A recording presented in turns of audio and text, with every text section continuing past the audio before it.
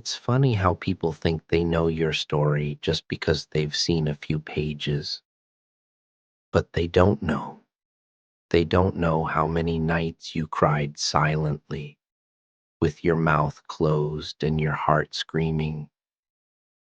They don't know how many times you almost gave up but told yourself, just one more day.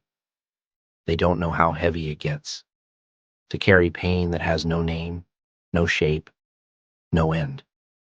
People say, stay strong, like it's a switch you can turn on. But what if I told you sometimes strength isn't loud? It's not lifting weights or shouting, I'm okay. Sometimes strength is just breathing, just waking up, just getting through the day without falling apart in front of everyone. I've had moments I wanted to disappear, moments I looked at the mirror and saw someone I didn't recognize, moments I asked myself, is this what life is supposed to feel like? And yet, I'm still here. Not because I'm fearless, not because I'm unbreakable, but because I made a decision. I will come back stronger. Not for the world, not to prove a point, but for that broken part of me that still believes there's something worth fighting for. See, everyone claps for the winner, but no one claps for the fighter. No one celebrates the one who keeps going with wounds they never show. But you and I, we know. We've walked through storms that almost drowned us. We've had to sit in silence because there was no one we could trust.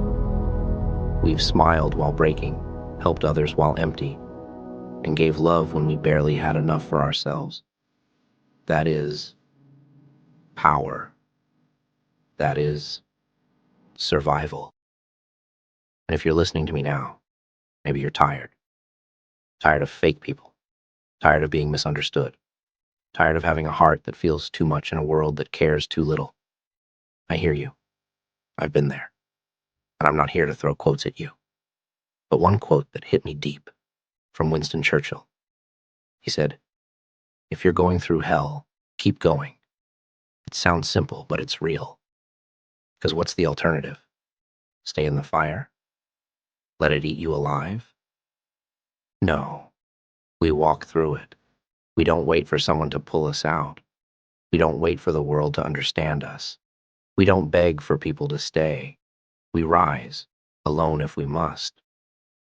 And yes, the comeback won't be loud. It won't be full of fireworks and cheering crowds.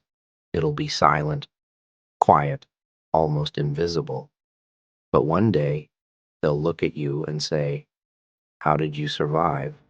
And you'll smile, because they'll never understand what it took. How many tears, how much silence, how much pain you had to swallow just to make it to the next sunrise. You don't need to prove anything to anyone.